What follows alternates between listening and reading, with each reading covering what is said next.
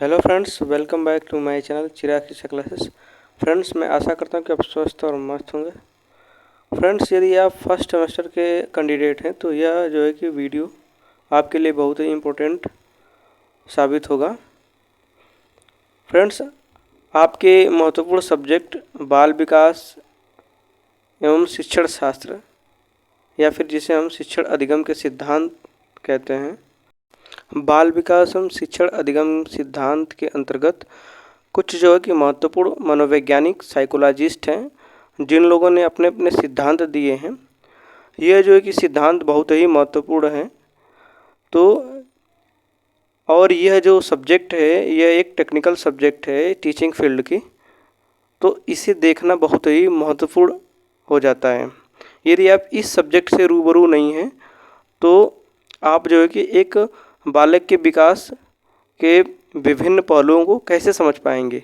इसलिए बहुत ही अत्यंत आवश्यक है कि इस सब्जेक्ट को आप बारीकी से समझें और जितने भी साइकोलॉजिस्ट हैं, जितने भी मनोवैज्ञानिक हैं, उनके दिए गए सिद्धांत, उनका जन्म कब हुआ, वो कहाँ के साइकोलॉजिस्ट हैं, कौन कौन से उन्होंने सिद्धांत दिए थे, इन सारी बिंदुओं पर आज हम चर्चा करेंगे। Now we will start our main topics without wasting the time. Friends, video में एंड तक बने रहिएगा क्योंकि अधूरा ज्ञान खतरनाक होता है।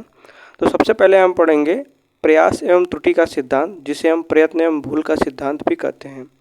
प्रयास एवं त्रुटि का सिद्धांत दिया था अमेरिकी मनोवैज्ञानिक E.L. थॉर्नडाइक ने, जो कि एक पशु मनोवैज्ञानिक हैं, एक एनिमल साइकोलॉजिस्ट हैं और इन्हें प्रथम शैक्षिक मनोवैज्ञानिक भी कहा जाता है क्योंकि पशुओं पर सर्वप्रथम प्रयोग करने वाले ये मनोवैज्ञानिक साइकोलॉजिस्ट हैं।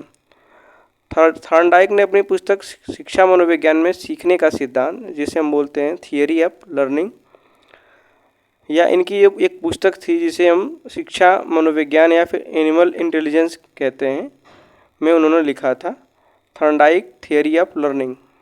पहला क्वेश्चन आपसे पूछा जा सकता है कि प्रयास एवं त्रुटि का सिद्धांत अथवा प्रयत्न एवं भूल का सिद्धांत किसने दिया है, तो E.L. थॉर्नडाइक महोदय ने। दूसरा क्वेश्चन आपसे पूछा जा सकता है कि वे कैसे मनोवैज्ञानिक है, तो वे एक पशु मनोवैज्ञानिक है और प्रथम शैक्षिक मनोवैज्ञानिक है। और तीसरा पूछ सकता है कि थॉर्नडाइक की पुस्तक का क्या नाम है, तो थॉर्नडाइक की पुस्तक का नाम है एनिमल इंटेलिजेंस या फिर पशु जो है कि मनोविज्ञान। E.L. थॉर्नडाइक के सिद्धांत जो उन्होंने थियरी दिया था प्रयत्न एवं भूल का सिद्धांत, उसको अन्य किन नामों से जाना जाता है, तो थॉर्नडाइक के सिद्धांत के अन्य नाम है प्रयत्न एवं भूल का सिद्धांत, प्रयास एवं त्रुटि का सिद्धांत, उद्दीपन अनुक्रिया का सिद्धांत, जिसे हम SR थियरी बोलते हैं। SR का मतलब होता है स्टिमुलस एंड रिस्पांस थियरी, संयोजनवाद का सिद्धांत, संबंधवाद का सिद्धांत और आवृत्ति का सिद्धांत। मतलब इन विभिन्न नामों से जो है कि थॉर्नडाइक के प्रयत्न एवं भूल के सिद्धांत को जाना जाता है। थॉर्नडाइक ने जो है कि 2 नियम दिए थे उनके। थॉर्नडाइक का नियम, पहला मुख्य नियम और जो है कि गौड़ नियम। जो मुख्य नियम है उसके 3 प्रकार है और जो गौड़ नियम है उसके 5 प्रकार हैं। थॉर्नडाइक ने जो नियम बताए थे मुख्य नियम और गौड़ नियम, उसमें मुख्य नियम में पहला नियम जो है इसे अभ्यास का नियम बोलते हैं, दूसरा तत्परता का नियम, तीसरा प्रभाव या परिणाम का नियम। अभ्यास का नियम का मतलब होता है कि लगातार जो है कि अभ्यास करते रहना चाहिए। तत्परता का मतलब होता है जब कोई काम करने हेतु तत्पर हो, मतलब एक्टिव हो। और प्रभाव या परिणाम का मतलब होता है कि ये प्रभाव या परिणाम जो रूल होते हैं ये 2 प्रकार के होते हैं, एक तो निगेटिव होते हैं और एक पॉजिटिव होते हैं। जैसे एग्ज़ाम में फेल होना ये तो निगेटिव होना, लेकिन एग्ज़ाम के लिए पास होना ये हमारा है पॉजिटिव। ठीक है, तो इस प्रकार से थॉर्नडाइक के मुख्य नियम हुए अभ्यास का नियम, तत्परता का नियम और प्रभाव का नियम। नेक्स्ट हम देखते हैं गौड़ नियम जो उन्होंने दिया था। गौड़ नियम 5 दिए थे। पहला बहुप्रतिक्रिया नियम, और दूसरा मनोवृत्ति का नियम और साहचर्य का नियम, आत्मीकरण और आंशिक क्रिया। ये 5 नियम जो होते हैं यह गौड़ नियम होते हैं।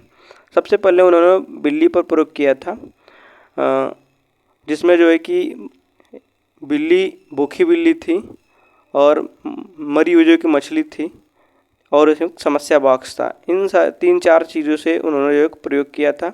बिल्ली जो भूखी थी उसको उन्होंने रिस्पॉन्सर कहा या फिर अनुक्रियाकर्ता कहा, जो मृत मछली थी उसे उद्दीपककर्ता कहा या फिर स्टिमुलेटर कहा। जैसा कि आप स्ट्रक्चर में चित्र में देख सकते हैं कि एक समस्या बॉक्स है और बिल्ली अंदर बैठी हुई है, दरवाज़ा सामने लगा हुआ है, चटकनी है और जो है कि मृत मछली रखी हुई है। इस प्रकार से जैसे स्ट्रक्चर में दर्शाया गया है, इसी प्रकार से जो कि थॉर्नडाइक महोदय ने प्रयोग किया था। ऊपर दिए गए बॉक्स से आपको स्पष्ट हो गया होगा कि थॉर्नडाइक महोदय ने किस प्रकार से बिल्ली पर प्रयोग किया था। तो उन्होंने कई बार जो है कि उनको बिल्ली जो थी, बिल्ली को पिंजरे में बंद कर दिया और मृत मछली को पिंजरे से बाहर रख दिया। एक दरवाज़ा लगा था जिसमें चटकनी लगी हुई थी और अंदर एक लीवर लगा हुआ था दरवाज़ा को खोलने के लिए। तो कई बार बिल्ली पिंजरे में अनेक क्रिया करती है, अनेक जो है कि एक्शन करती है। अचानक लीवर का पंजा मारा और दरवाज़ा खुल जाता है एवं बिल्ली जो है कि अपना भोजन पा जाती है और जो है कि भोजन करती है और अपने लक्ष्य की प्राप्ति करती है। तो अनुक्रिया के द्वारा उद्दीपन को प्राप्त करने की क्रिया को जो प्राणी है, कोई भी जीव, वो सीख जाता है, जिसे हम अनुबंधन किसे कहते हैं, जिसे हम बॉन्ड या फिर जिसे हम बॉन्डिंग करते हैं। तो जो बिल्ली थी वो पिंजरे के अंदर क्या कर रही थी, एक्शन कर रही थी, अनुक्रिया कर रही थी। उसके द्वारा जो है उद्दीपन, यानी उद्दीपन किसे है, मछली को कहा गया उद्दीपन, स्टिमुलेटर।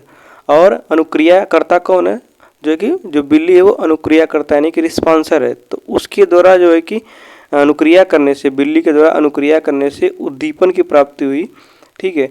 और यह बार बार करने से जो प्राणी है यह काम करना जो है कि सीख जाता है। इसी को हम कहते हैं अनुबंधन अथवा बॉन्डिंग कहते हैं।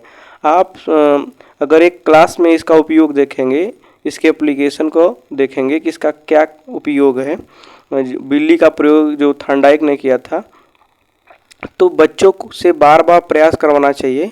बच्चों से त्रुटि संभव हो जाती है। जैसे कोई बच्चा गलती करता है तो प्रताड़ित अथवा दंड नहीं देना चाहिए। बच्चों में गलतियां स्वाभाविक होती हैं, बच्चे गलती कर कर के ही सीखते हैं। जैसे बिल्ली ने बार बार रिस्पॉन्स करे, बार बार अनुक्रिया करके वह उद्दीपन को प्राप्त करती है, उसी प्रकार से बच्चे भी बार बार गलती करके सीख जाते हैं। और बार बार रिपीट करने से शुद्ध उच्चारण जो है कि बालक इसी सिद्धांत से सीखते हैं, प्रयत्न एवं भूल के सिद्धांत से। बच्चा धीमी गति से सीखता है, तो यही कारण है कि बच्चा जो है कि धीरे गति से सीखता है। ये सारे साइकोलॉजिकल थियरीज जो हैं, जो मनोवैज्ञानिक सिद्धांत हैं, ये बहुत ही महत्वपूर्ण हैं। आपके सीटेट, सुपर टेट अथवा जितने भी स्टेट लेवल के टीचर एलिजिबिलिटी टेस्ट होते हैं, उनमें बहुत इम्पोर्टेंट ये टॉपिक है। इसलिए विस्तृत तरीके से बताया जा रहा है ताकि आपको अच्छे से समझ में आ जाए। सेकेंड साइकोलॉजिस्ट हैं पावलोव। पावलोव जो हैं ये एक रूसी साइकोलॉजिस्ट हैं, रशियन मनोवैज्ञानिक हैं। इनके सिद्धांत को संबंध प्रतिक्रिया का सिद्धांत अथवा अनुकूलित अनुक्रिया का सिद्धांत कहा जाता है। इनको सन 1994 में नोबेल पुरस्कार मिला था। इन्होंने सर्वप्रथम कुत्तों पर प्रयोग किया था, उसके पाचन क्रिया के शोध पर जो प्रयोग किया था। और इनका जो सिद्धांत है पावलोव का संबंध प्रतिक्रिया का सिद्धांत, इस सिद्धांत को अनुबंधन का सिद्धांत भी कहा जाता है और पावलोव को फादर ऑफ बॉन्डिंग कहा जाता है, यानी कि अनुबंधन का जनक कहा जाता है। फ्रेंड्स, यदि हमारे चैनल पर नए हो तो हमारे चैनल को सब्सक्राइब कर दीजिए और लोगों तक शेयर कर दीजिए। अब हम देखेंगे कि पावलोव सिद्धांत के जो अन्य नाम है। पावलोव को अभी बताया आपको कि अनुबंधन का पिता भी कहा जाता है, जिसे हम बॉन्डिंग फादर कहते हैं। पावलोव ने कुत्तों पर प्रयोग किया, अभी बताया आपको। तो पावलोव के जो सिद्धांत थे, पावलोव थ्योरी थी, इनके सिद्धांत के अन्य नाम कौन कौन से हैं उसको देख लेते हैं। तो पहला उनके सिद्धांत को शास्त्रीय अनुबंधन का सिद्धांत कहा जाता है, अनुबंधन का सिद्धांत, अनुकूलन अनुक्रिया का सिद्धांत कहा जाता है और क्लासिकल थियरी। बहुत इंपॉर्टेंट है, ये बार बार रिपीटेड होता है एग्जाम में कि क्लासिकल थियरी किसने दिया है, तो पावलोव ने दिया है। अधिगम का प्राचीन सिद्धांत किसने दिया है, तो पावलोव ने। परंपरागत अथवा जिसे हम ट्रेडिशनल थियरी बोलते हैं, तो किसने दिया है, तो पावलोव ने दिया है। एस प्रकार का सिद्धांत किसने दिया है, तो पावलोव ने दिया है। अनुकूलित अनुक्रिया का सिद्धांत जिसे कहा जाता है, पावलोव ने सर्वप्रथम अपना प्रयोग जो है कुत्तों पर किया था, ठीक है। सबसे पहले पावलोव ने एक कुत्ते को एक रस्सी में बांधा, जिसे अनुकूलन के टाइम पे जिसे बोलते हैं अडाप्टेशन। सबसे पहले पावलोव ने क्या किया, एक डॉग था उसको एक रस्सी में बांध कर खूंटे में बांधा, फिर कुत्ते के सामने भोजन रख दिया, जो कि एक क्या था, उद्दीपक था, जिसे हम स्टिमुलेटर कहते हैं। तो जैसे ही भोजन रखा, कुत्ते के मुंह में लार आ गई, जैसे वृद्धि हुई उसके लार में। उद्दीपक देखिए यहाँ पे भोजन रखा हुआ है, फिगर में आपको दिख रहा होगा, और कुत्ता इधर है बगल में, और ये अनुक्रिया करता है। और उसमें जो है कि लार का टपकना, जो कि एक स्वाभाविक क्रिया है। किसी भी व्यक्ति में खाना आगे रखा हो, भूख लगी हो, तो लार का टपकना स्वाभाविक एक क्रिया बन जाती है। कुछ समय बाद पावलोव ने क्या किया कि जो भोजन रखा था वो कुत्ते से कुछ दूर रखा और घंटी बजाई, तो फिर कुत्ते के मुंह में फिर लार आ गई। ये जो स्वाभाविक प्रक्रिया, क्योंकि कुत्ता जान गया कि भोजन मिलेगा। ठीक है, घंटी हमारी एक कृत्रिम मतलब बनावटी उद्दीपक अथवा स्टिमुलेटर है, वहीं भोजन हमारा रियल उद्दीपक है। कुत्ता में जो है कि लार का टपकना एक स्वाभाविक अनुक्रिया है। पावलोव ने कई दिनों तक क्या किया कि भोजन के साथ घंटी बजाई और देखा कि कुत्ता समझ गया कि घंटी बजाने से क्या मिलेगा, उसे भोजन मिलेगा। उसके 2-4 दिन बाद घंटी तो बजाई परंतु भोजन नहीं रखा, लेकिन फिर भी कुत्ते के मुंह में लार आ गई, क्योंकि कुत्ते में के लाइफ में मतलब डेली एक रूटीन बन गया था, एक दिनचर्या बन गई थी कि घंटी बजने का मतलब होता है कि खाना मिलना तय है। इसी सिद्धांत को पावलोव ने कहा अनुकूलित अनुक्रिया का सिद्धांत, क्योंकि वह एक माहौल के हिसाब से अपने आप को अनुकूलित कर लिया, अपने आप को जो है कि अनुकूल बना लिया है कि घंटी बजेगी तो जाहिर सी बात है भोजन मिलेगा। मैं आशा करता हूँ कि आपको समझ में आ गया होगा कि पावलोव ने अनुकूलित अनुक्रिया का सिद्धांत इस सिद्धांत को क्यों दिया। पावलोव कहते हैं कि कोई व्यक्ति किसी उद्दीपक के माध्यम से अनुक्रिया करता है। जैसे उद्दीपक क्या था, खाना, जो भोजन था वो उद्दीपक था। किसी उद्दीपक के माध्यम से रिस्पांस करता है, अनुक्रिया करता है, तो वो अपनी आसपास की जो परिस्थितियाँ होती हैं उसके साथ भी अनुबंधन कर लेता है, यानी कि बॉन्डिंग कर लेता है। पावलोव के जो अनुक्रिया सिद्धांत का उदाहरण क्या क्या हो सकता है या फिर उसका उपयोग क्या क्या हो सकता है, तो आप कह सकते हैं कि कक्षा में प्रयोग उसका पहला है कि विद्यालय में घंटी बजने पर छात्र द्वारा अपना बस्ता बंद करना अनुबंधन कहलाता है। आप खुद एक बार सोचिए कि जब हमारा विद्यार्थी जीवन था तो स्कूलिंग टाइम पे जब जैसे ही घंटा बजता था वैसे ही हम अपने बस्ते को तुरंत उठा लेते कि अब छुट्टी हो जाए, भले ही वो घंटा छुट्टी होने के लिए न बजा हो, किसी दूसरे कारण से बजा हो या फिर गलती से बज गया हो, लेकिन हमारे मन में एक पहले से एक बॉन्डिंग बन गई होती है, मतलब स्टूडेंट के बच्चों के मन में कि नहीं, घंटी बजने का मतलब होता है छुट्टी होना। तो इस प्रकार से इसका कक्षा में उपयोग आप समझ सकते हैं। क्लास में टीचर के आने पर स्टूडेंट द्वारा अभिवादन करना अनुबंधन है। जैसे ही क्लास में टीचर्स जो है कि प्रवेश करते हैं तो डेली बेसिस पे जो स्टूडेंट्स हैं उनका गुड मॉर्निंग, गुड आफ्टरनून या फिर नमस्ते बोल के इस प्रकार से उनका ग्रीट यानी कि अभिवादन करते हैं। ये भी एक बॉन्डिंग है, ये भी क्या है, अनुबंधन है। तीसरा आप देख सकते हैं कि जल्दी उठने के लिए 5 बजे का अलार्म लगाया जाना। मतलब आपने 5 बजे का अलार्म लगाया और रोज़ रोज़ जो है कि उसी टाइम पे आप उठ रहे हैं, तो आपको अलार्म लगाने की ज़रूरत नहीं है। 5 बजे आप जो है कि एक बॉन्ड बन चुका है कि नहीं, हमें 5 बजे उठना है, तो डेली बेसिस पे आप 5 बजे बिना अलार्म के भी उठ सकते हैं। अब हम अगले मनोवैज्ञानिक जिन्हें स्किनर के नाम से जानते हैं, स्किनर के क्रिया प्रसूत अनुबंधन के सिद्धांत को देखेंगे कि इन्होंने कौन सा सिद्धांत दिया है, तो जिसे हम एसआर थ्योरी कहते हैं। क्रिया प्रसूत अनुबंधन का सिद्धांत। क्रिया प्रसूत अनुबंधन का सिद्धांत के प्रवर्तक जो हार्वर्ड यूनिवर्सिटी के प्रोफेसर अथवा साइकोलॉजिस्ट हैं, जिनका पूरा नाम वीएफ स्किनर है, जो कि अमेरिका के साइकोलॉजिस्ट हैं। आपसे कोई पूछे कि स्किनर कहाँ के साइकोलॉजिस्ट हैं, तो स्किनर जो है कि ये जो है कि एक अमेरिकन जो है कि साइकोलॉजिस्ट हैं। और किस यूनिवर्सिटी के प्रोफेसर थे, तो वो हार्वर्ड यूनिवर्सिटी के प्रोफेसर थे। इनका पूरा नाम क्या है, तो वीएफ स्किनर। और इन्होंने कौन सा सिद्धांत दिया था, तो इन्होंने दिया था क्रिया प्रसूत अनुबंधन का सिद्धांत। स्किनर ने अधिगम की प्रक्रिया को समझने के लिए अनेक पशु पक्षियों पर प्रयोग किया था। उन्होंने पशुओं पर और बर्ड्स पर यानी कि पक्षियों पर प्रयोग किया था। प्रमुख रूप से इन्होंने मतलब स्किनर महोदय ने सफ़ेद चूहों और कबूतर पर जो है कि एक्सपेरिमेंट किए थे। इनकी एक पुस्तक का नाम है टेक्नोलॉजी ऑफ टीचिंग। यह किसकी पुस्तक है, तो ये पुस्तक है Skinner. Let's go we understand the other name of Skinner's theory. Skinner महोदय के जो क्रिया प्रसूत अनुबंधन का सिद्धांत था, उनके अन्य नाम कौन कौन से हैं उसको देख लेते हैं। तो क्रिया प्रसूत अनुबंधन के सिद्धांत, जिसे हम रिस्पांस स्टिमुलेटर थियरी या फिर आरएस थियरी कहते हैं। दूसरा कार्यात्मक प्रतिबद्धता का सिद्धांत। तीसरा सक्रिय अनुबंधन का सिद्धांत। और चौथा अभिक्रमिक अनुदेशन का सिद्धांत। और पांचवा नैमित्तिक अनुबंधन का सिद्धांत। और छठा जो है क्रिया प्रसूत बॉन्डिंग थ्योरी या फिर जिसे हम क्रिया प्रसूत अनुबंधन का सिद्धांत कहते हैं। इसे आर टाइप का थ्योरी भी कहा जाता है।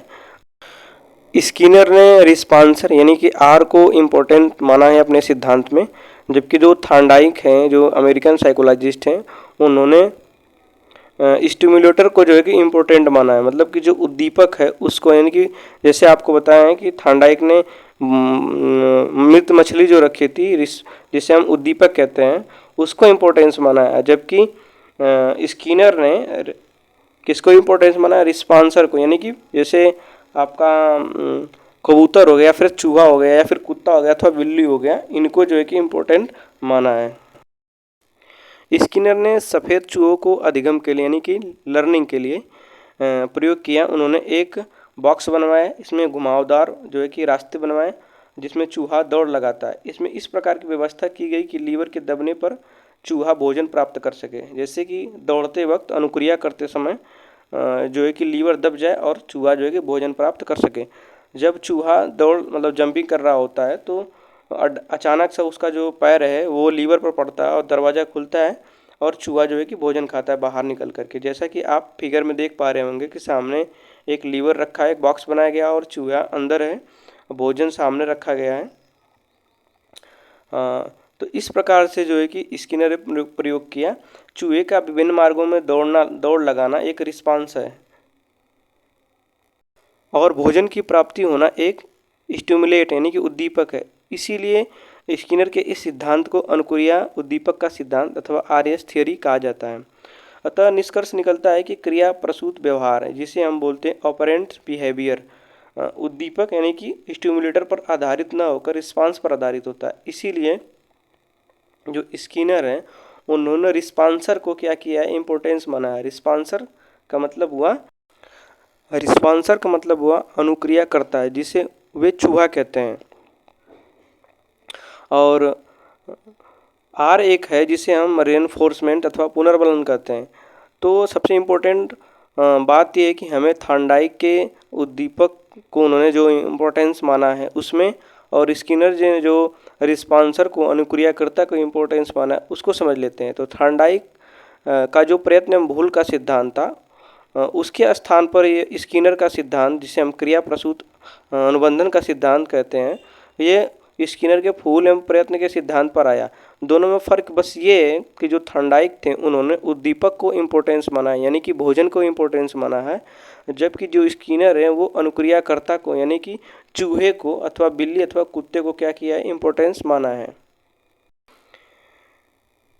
स्किनर के इस सिद्धांत में जो उद्दीपक है यानी कि जो भोजन है उसे हम पुनर्बलन कहते हैं, जिसे हम रेनफोर्समेंट कहते हैं, जबकि जो थॉर्नडाइक का सिद्धांत था उसमें जो भोजन था वो हमारा उद्दीपक था। तो मैं आशा करता हूँ कि स्किनर के और थॉर्नडाइक के जो सिद्धांत हैं वो अच्छे तरीके से आपको समझ में आ गए होंगे कि उद्दीपक क्या है और रिस्पॉन्सर क्या है, रेनफोर्समेंट क्या है। अब चलिए समझते हैं कि पुनर्बलन क्या होता है, किनके शब्दों में, स्किनर के शब्दों में। तो पुनर्बलन जिसे हम रेनफोर्समेंट बोलते हैं ये दो प्रकार का होता है, सकारात्मक पुनर्बलन जिसे हम पॉजिटिव रेनफोर्समेंट बोलते हैं और नकारात्मक पुनर्बलन जिसे हम निगेटिव रेनफोर्समेंट बोलते हैं। सकारात्मक का मतलब है कि जब प्राणी को सकारात्मक पुनर्बलन दिया जाएगा तो वह क्रिया को क्या करता रहेगा, दोहराता रहेगा, रिपीट करता रहेगा, रिवाइज करता रहेगा। वही नकारात्मक पुनर्बलन की बात करें तो जब प्राणी को नकारात्मक पुनर्बल दिया जाएगा, रेनफोर्समेंट दिया जाएगा, तो वह क्रिया को दोहराएगा नहीं। जैसे जो चूहा था उसके दौड़ने से दरवाज़ा खुलने पर लीवर पर पैर लगना यानी कि उसको भोजन का मिलना, तो वह बार बार ये क्रिया को रिपीट करेगा क्योंकि वो जान गया कि हमें एक पॉजिटिव रिस्पांस मिलेगा चूहा, इसलिए वो बार बार दौड़ लगाएगा और समझेगा कि ये लीवर खुलेगा और मैं बाहर निकलूँगा और भोजन करूँगा। वहीं हम बात करें कि अगर उसके दौड़ने पर लीवर ना खुलना, अगर लीवर ना खुले तो उसके उपरांत वो लीवर टूट कर उसके ऊपर ही गिर जाए तो वह क्रिया दोबारा से नहीं दोहराएगा क्योंकि वो जान गया कि यह लीवर टूट कर मेरे ऊपर गिरेगा, मुझे चोट लगेगी। तो यह एक प्रकार का नकारात्मक पुनर्बलन हुआ। तो पुनर्बलन का सिद्धांत किसने दिया? तो क्लार्क हॉल, जिसे हम सीएल हॉल के नाम से जानते हैं। तो स्किनर ने सीएल हॉल के सिद्धांत पुनर्बलन पर खूब जोर दिया।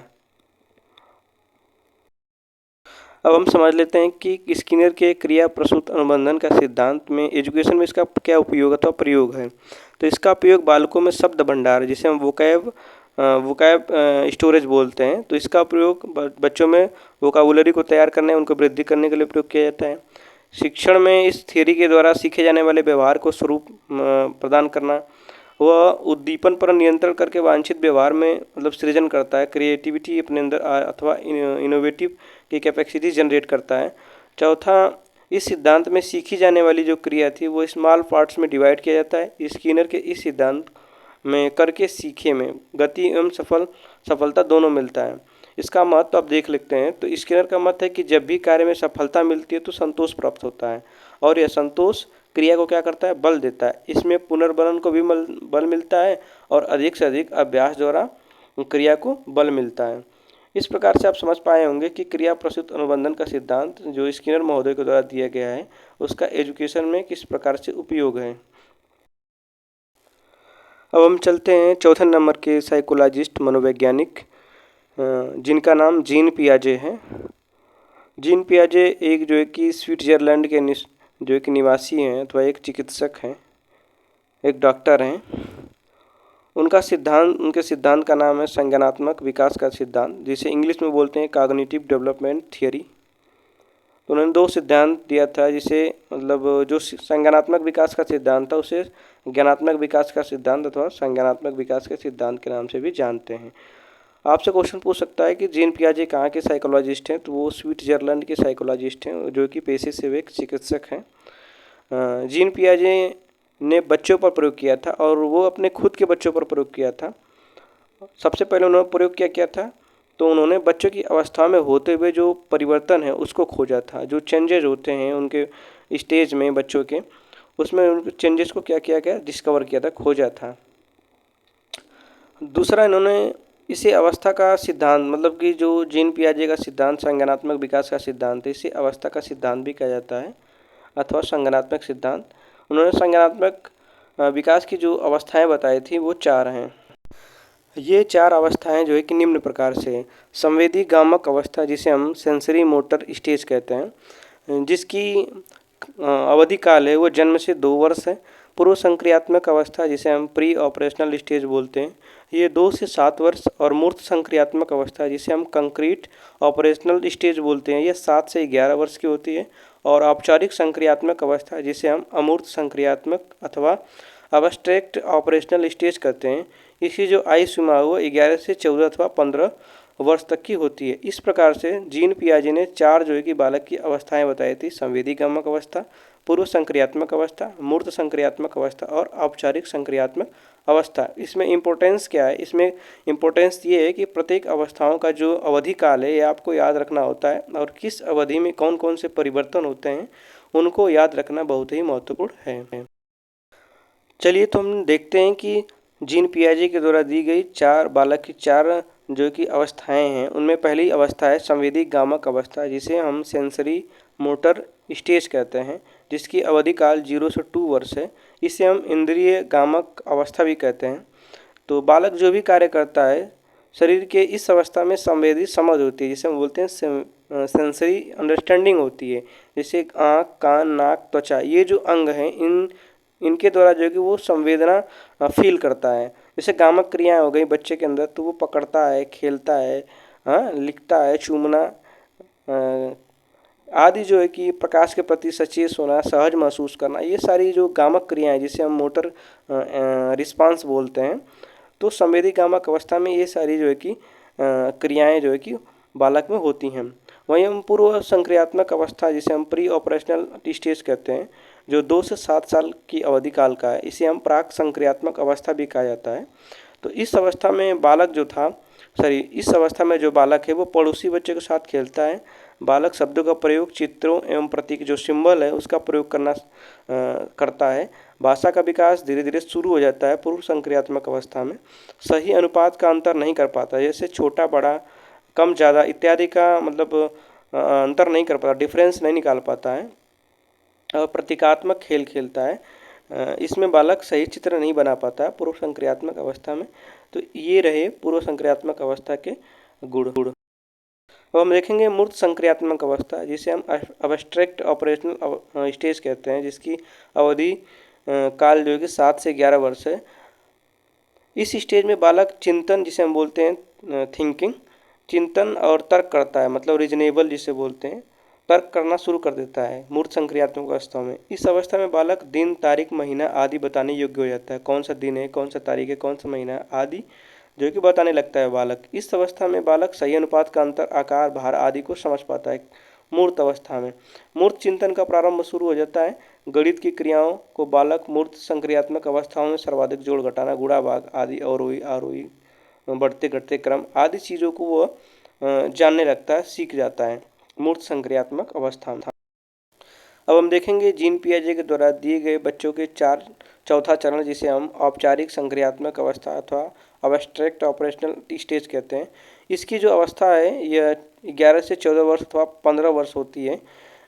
इस अवस्था में बालक एवं बालिका मूर्त के साथ साथ अमूर्त चिंतन, जिसे हम अब्स्ट्रैक्ट चिंतन का मतलब होता है जिन चीज़ों को हम अपनी नंगी आंखों से अपनी आंखों के सामने नहीं देखते उसके बारे में भी तर्क करना, उसके बारे में भी जो है कि रीजनेबल थिंकिंग करना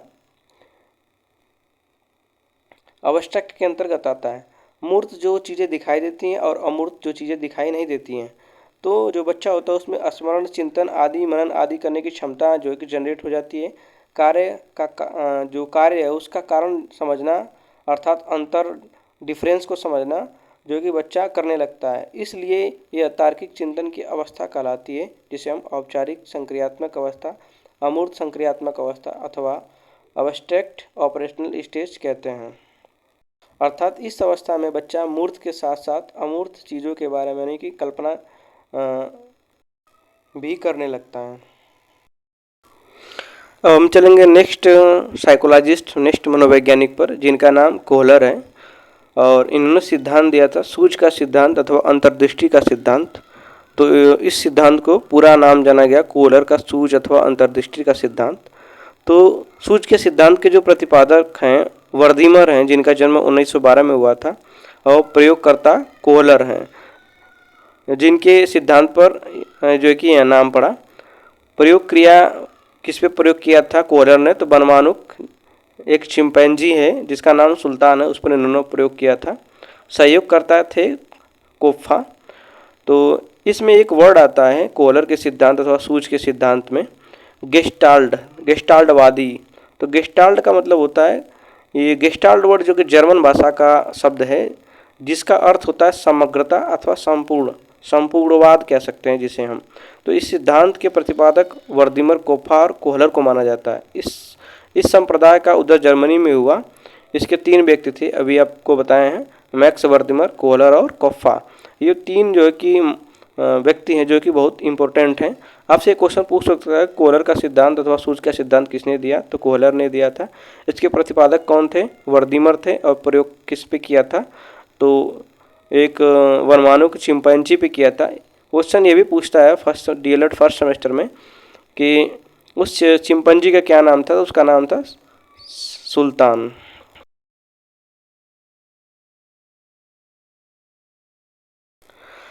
अब हम देख लेते हैं कि कोहलर के सूझ का सिद्धांत को अन्य किस नाम से जाना जाता है। तो सूझ का सिद्धांत बताई दिया आपको, अंतर्दृष्टि का सिद्धांत, गेस्टाल्टवादी प्रयोगकर्ता, समग्रवाद का अथवा संपूर्णवाद का सिद्धांत।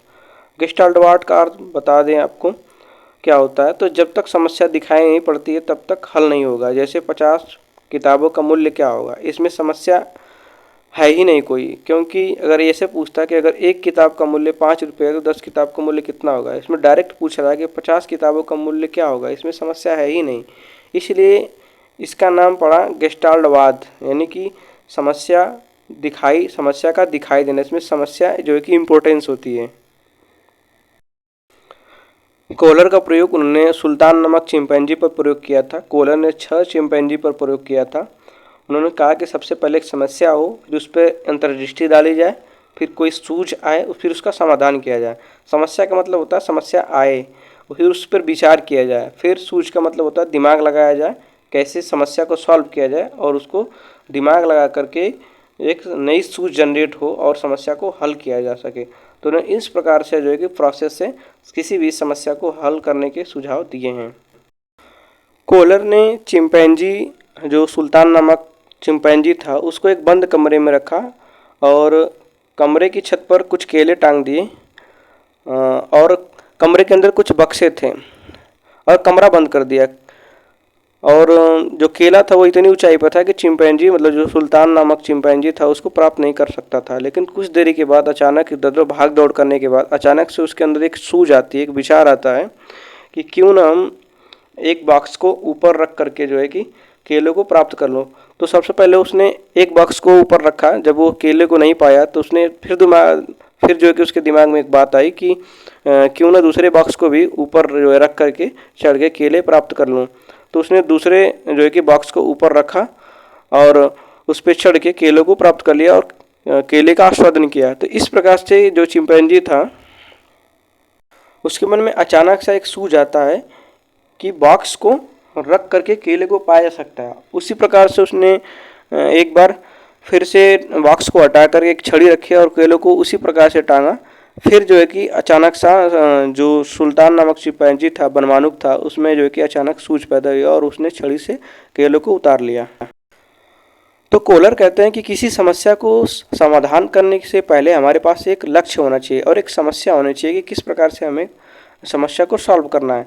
पहला लक्ष्य यानी कि जिसे हम गोल कहते हैं, दूसरा बाधा जिसे हम अब्स्ट्रैक्शन जिसे हम बोलते हैं रेस्ट्रिक्शन, और तीसरा जो कि तनाव यानी कि टेंशन होना चाहिए, फिर संगठन ऑर्गेनाइजेशन होना चाहिए, फिर पुनरुत्थान यानी कि आप जो है कि समस्या को सॉल्व कर पाएंगे।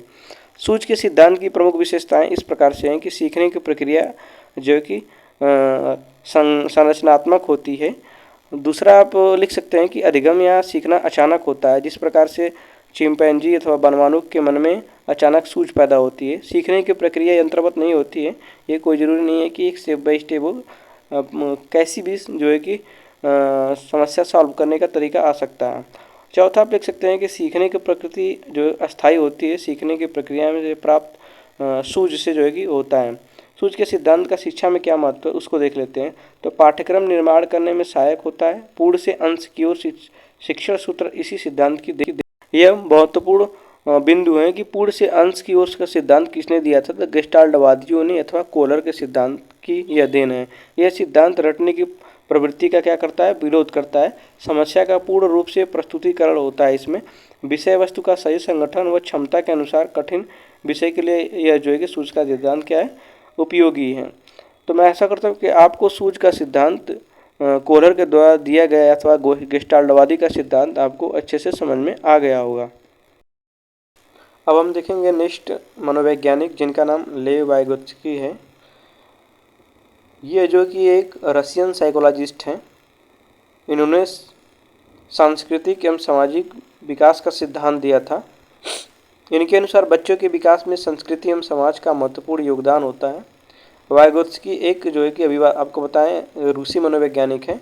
बालकों में होने वाले सामाजिक विकास के संबंधित एक सिद्धांत दिया था जिसे हम सामाजिक सांस्कृतिक विकास का सिद्धांत कहते हैं। वाइगोत्स्की के सिद्धांत के अन्य नाम सामाजिक विकास का सिद्धांत, सामाजिक रचनावाद का सिद्धांत, जिसे हम जेडपीडी अथवा जोन ऑफ प्रॉक्सिमल डेवलपमेंट कहते हैं, जिसे हम पाड़ के नाम से भी जाना जाता है।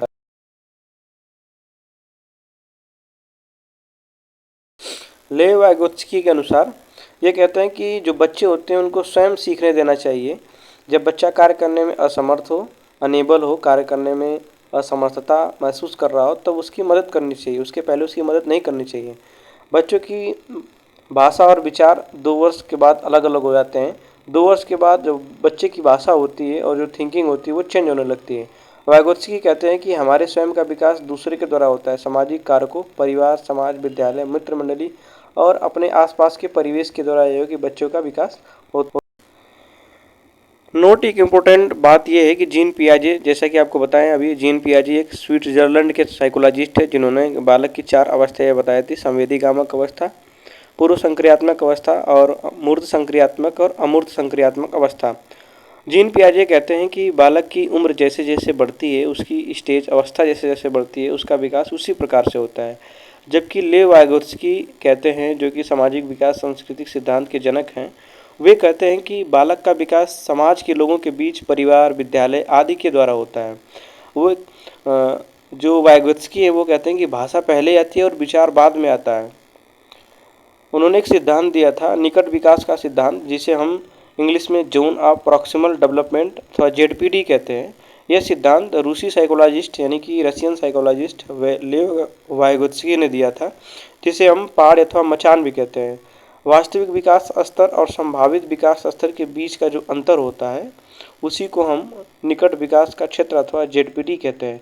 बहुत ही इम्पोर्टेंट बिंदु है यह जेडपीडी, जिसे हम जोन ऑफ प्रॉक्सिमल डेवलपमेंट कहते हैं। आपसे क्वेश्चन पूछ सकता है कि जेडपीडी का फुल फॉर्म क्या है, तो zone of proximal development. ZPD का सिद्धांत किसने दिया है, तो रूसी साइकोलॉजिस्ट लेव वाइगोत्स्की ने दिया था। इसे पहाड़ भी कहा जाता है और मचान भी कहा जाता है।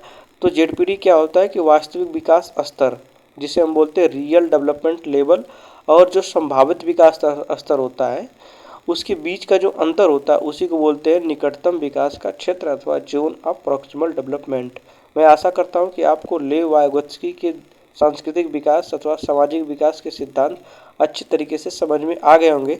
आपको यह भी अंतर समझ में आ गया होगा कि जीन पियाजे के अनुसार विकास किस प्रकार से होता है और लेव वाइगोत्स्की के अनुसार विकास किस प्रकार से होता होगा। आप ये भी समझ में आए होंगे कि थॉर्नडाइक का सिद्धांत और जो है कि स्किनर का सिद्धांत किस प्रकार से एक दूसरे से डिफरेंस है और दोनों लोगों ने किस चीज़ को महत्व जो है कि माना है। अब हम समझते हैं कि समीपस्थ विकास का क्षेत्र, जिसे हम स्केप फोल्डिंग बोलते हैं अथवा मचान बोलते हैं, क्या होता है।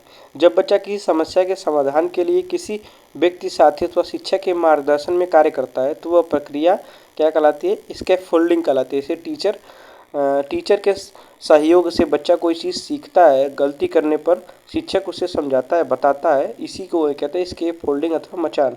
फिर शिक्षक धीरे धीरे पीछे हटता है, बालक को वह स्वयं करने देता है, जिससे बालक को जो है कि नई जानकारी मिलती है। जीन पियाजे का जो सिद्धांत है वो निर्मितवाद है, जबकि वाइगोत्स्की का सिद्धांत सामाजिक निर्मितवाद है। सामाजिक विकास सिद्धांत की विशेषताएं क्या है, features of cognitive development theory. तो वाइगोत्स्की के एक हिसाब से सीखने में शिक्षक के अलावा सामाजिक व सांस्कृतिक वातावरण का महत्वपूर्ण स्थान होता है। शिक्षक क्या होता है, एक केवल सुगमकर्ता होता है। सबसे ज़्यादा से ज़्यादा जो बच्चे होते हैं वो अपने परिवार और सामाजिक और सांस्कृतिक वातावरण से सीखते हैं। दूसरी विशेषता यह है कि सांस्कृतिक संज्ञानात्मक विकास को दिशा देती है और ज्ञान भी सामाजिक संदर्भ में होता है। विकास को सामाजिक संदर्भ से अलग नहीं किया जा सकता है। अधिगम वक्र समझते हैं, जिसे हम लर्निंग कर्व बोलते हैं। तो अधिगम वक्र क्या होता है, अधिगम वक्र को हरमन इविंगास ने 1889 में दिया था। यह कर्व, ये graphical representation of rate of progress of learning, मतलब कि सीखने के उन्नति की दरों को क्या करता है, ग्राफिकल रिप्रेजेंट करता है। अधिगम वक्र की कोई भी बालक कितने समय में कितना सीखा यह रिप्रेजेंट करता है। तो फ्रेंड्स आज के लिए ही इतना ही। तब तक के लिए बहुत बहुत धन्यवाद। अब हम मिलेंगे नेक्स्ट वीडियो में। हमारे चैनल से जुड़े रहने के लिए आपको बहुत बहुत धन्यवाद।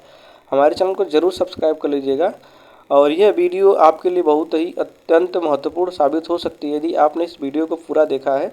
इससे आपको सीटेट, सुपरटेट अथवा आपके यूपी डीएलएड फर्स्ट सेमेस्टर में 10 से 15 नंबर आपके कहीं नहीं गए हैं। इसलिए हमारे चैनल को सब्सक्राइब कर लीजिएगा। धन्यवाद।